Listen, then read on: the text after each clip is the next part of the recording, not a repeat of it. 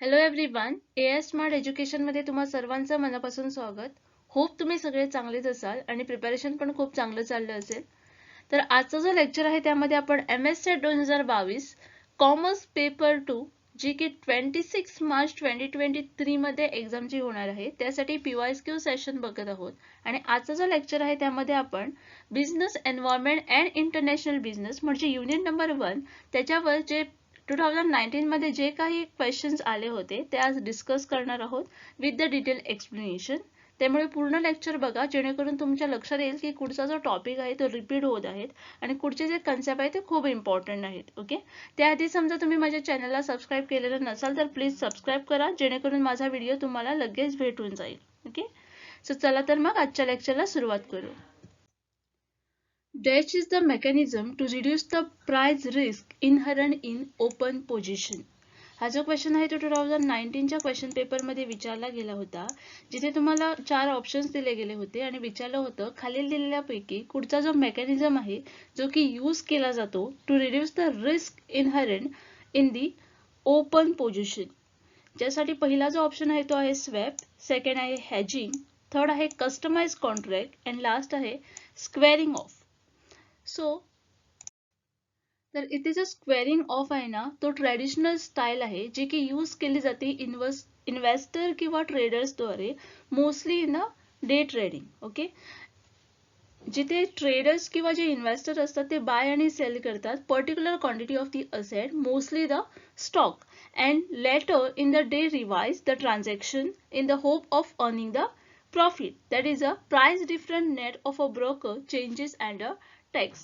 So इथे जे correct answer आहे ते आहे option number D, that is squaring off is the mechanism to reduce the price risk inherent in a open position. The theory of mercantilism is based on. हा जो question आहे तो 2019 च्या क्वेश्चन पेपर मध्ये विचारला गेला होता, ज्यामध्ये जो क्वेश्चन जो आहे तो थिअरीज ऑफ मर्कंटालिझम जो आहे त्याच्यावर बेस आहे. ओके, ज्यासाठी पहिला जो ऑप्शन इथे आहे तो आहे gold, second is dollar, third one is use of money and last one is exchange of good for goods. Okay, तर जर आपण मर्कंटालिझम थिअरी बघायला गेलो तर as an economic theory, mercantilism relies on the government intervention to regulate the international trade and protect the domestic industry. Okay, please remember this. So mercantilist policy involve the protection of domestic corporation through the regulation and the promotion of trade surpluses. So here the theory of mercantilism is based on dollar. त्यासाठी जे correct answer येईल ते येईल option number B, that is dollar. Which of the following is not a demerit of MNC. हा जो question आहे तो 2019 च्या क्वेश्चन पेपर मध्ये विचारला गेला होता, ज्यामध्ये तुम्हाला काही ऑप्शन्स दिले गेले होते आणि विचारलं होतं कुठला जो आहे तो डिमेरिट नाही आहे MNC चा. ज्यासाठी पहिला जो ऑप्शन इथे आपण बघू शकता तो आहे MNC may destroy the competition and acquire monopoly powers. Second आहे MNC reiterate a growth of employment in a home country. Third आहे MNC provide means of integrating national economy. And last आहे through transfer pricing MNC avoid taxes in the home country. So sometimes it may be stated that since the MNC are a very large, they reduce the competition, which is not absolutely correct for some industry wise. Okay, so MNC जी आहे ती खूपच large आहे, खूपच मोठी आहे. So ती काय करते कधी कधी रिड्यूस करते competition which is absolutely not correct for some industries wise. Okay, so for example the computer, steel, ship building. So where a single country may support the one or only a few enterprise in the industry, competition is gradually increased by a foreign MNC. त्यासाठी ते correct answer येईल ते येईल option number A. So MNC may destroy competition and acquire monopoly power is not a demerit of MNC.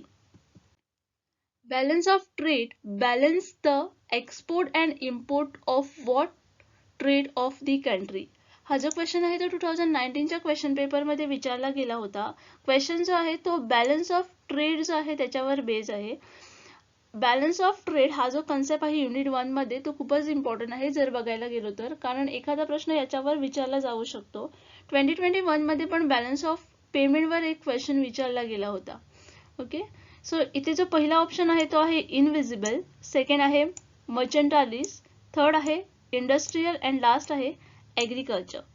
So the balance of trade refer to the difference between country export and import. Balance of trade आपण कधी म्हणतो, ज्यावेळी आपण difference बघतो कंट्रीच्या export मध्ये आणि import मध्ये.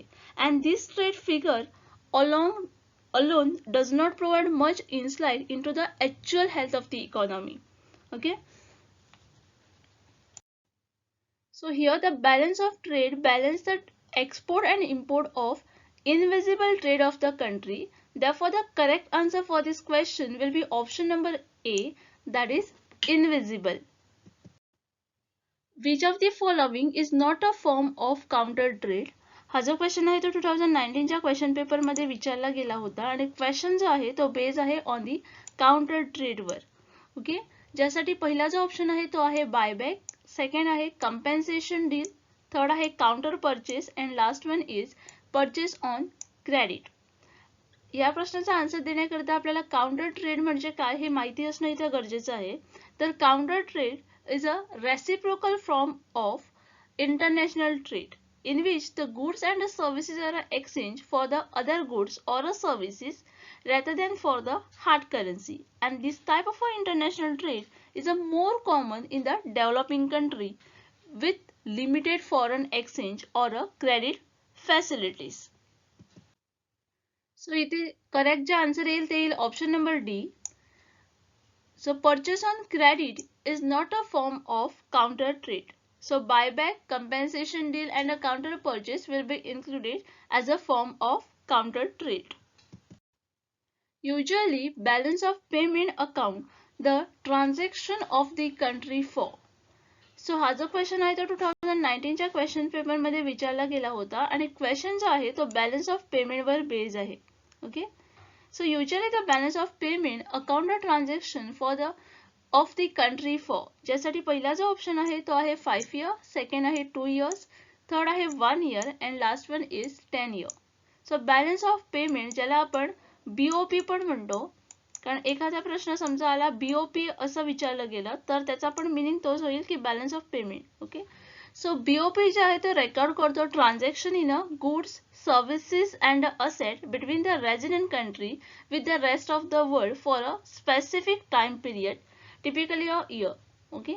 And it present the summation of a country current demand and a supply the claim on the foreign currencies and a foreign claim on its currencies.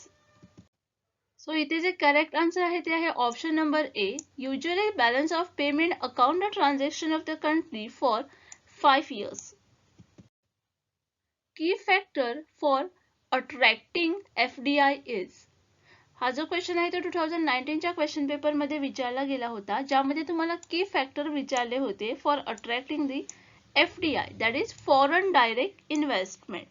ज्यासाठी जो पहिला ऑप्शन आहे तो आहे interest rate existing for the country, second आहे entry exit policy, third आहे purchasing power and last आहे all of the above. FDI म्हणजेच foreign direct investment is an investment in a form of controlling the ownership in the business in a one country by an entity based in the another country.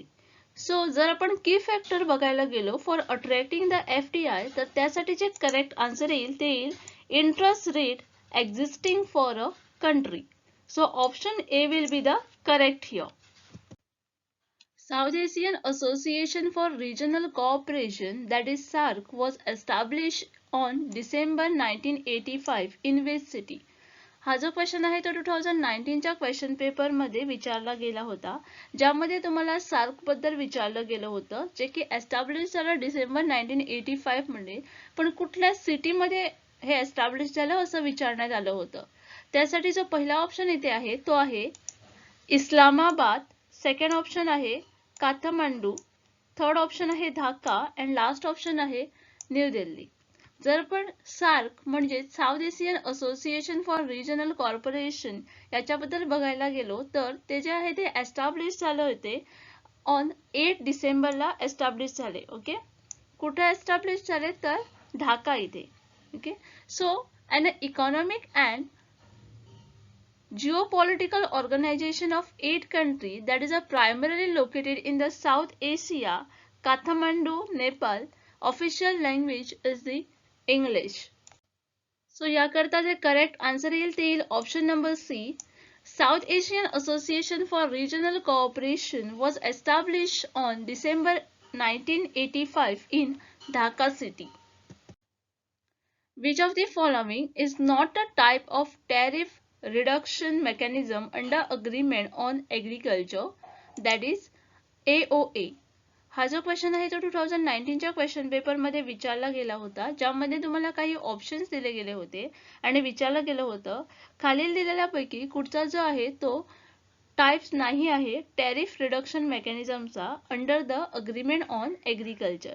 ज्यासाठी जो पहिला option आहे तो आहे amber box subsidy, second आहे blue box subsidy, third आहे green box subsidy and last आहे purple box subsidy.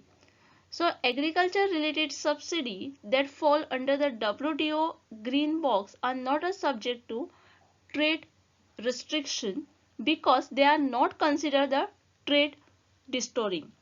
So to qualify for a green box, a subsidy must not distort the trade or cause only the minor destruction. So typically this subsidy do not reply to the specific product. Okay. So इथे जे correct answer येईल ते येईल option number C, that is green box subsidy is not a type of a tariff reduction mechanism under the agreement of the agriculture, that is AOA. Which of the following is not an economic factor to cause disequilibrium in the balance of payment? यात समजा तुम्ही 2019च्याच question पेपरमध्ये बघितलं तर 3 जे question आहेत ते balance of पेमेंटवर विचारले गेले आहेत. त्यामुळे समजून घ्या की बॅलन्स ऑफ पेमेंट जो टॉपिक आहे, जो कन्सेप्ट आहे युनिट 1 मध्ये, तो किती इम्पॉर्टंट आहे तो. ओके. तर इथे तुम्हाला विचारलं गेलं आहे की पुढचा जो आहे तो इकॉनॉमिक फॅक्टर नाही आहे to cause the disequilibrium in the balance of payment. ज्यासाठी पहिला जो ऑप्शन आहे तो आहे डेव्हलपमेंट डिसइक्विलिब्रियम, सेकंड आहे सोशल डिसइक्विलिब्रियम, थर्ड आहे स्ट्रक्चरल डिसइक्विलिब्रियम अँड लास्ट आहे सायक्लिकल डिसइक्विलिब्रियम. सो डिसइक्विलिब्रियम म्हणजे situation where the internal and external forces prevent the market equilibrium. So disequilibrium is also used to describe the deficit or a surplus in the country's balance of payment. Disequilibrium is when the external forces causes the disruption in the market supply and the demand equilibrium. So it caused due to the several reasons for the government intervention to a labor market, inefficiency and a unilateral action by a supplier or a distributor. तर इथे जे social disequilibrium आहे ते economic factor नाही आहे to cause the disequilibrium in the balance of payment. त्यामुळे option B जो आहे तो इथे करेक्ट आहे. I hope you have understood all the things. If you have any doubt you can write in the comment box. कारण comment section तर तुमचंच आहे, तुम्ही तिथे लिहून पाठवू शकता. I will try to answer your question. Okay. Till then keep watching, keep learning.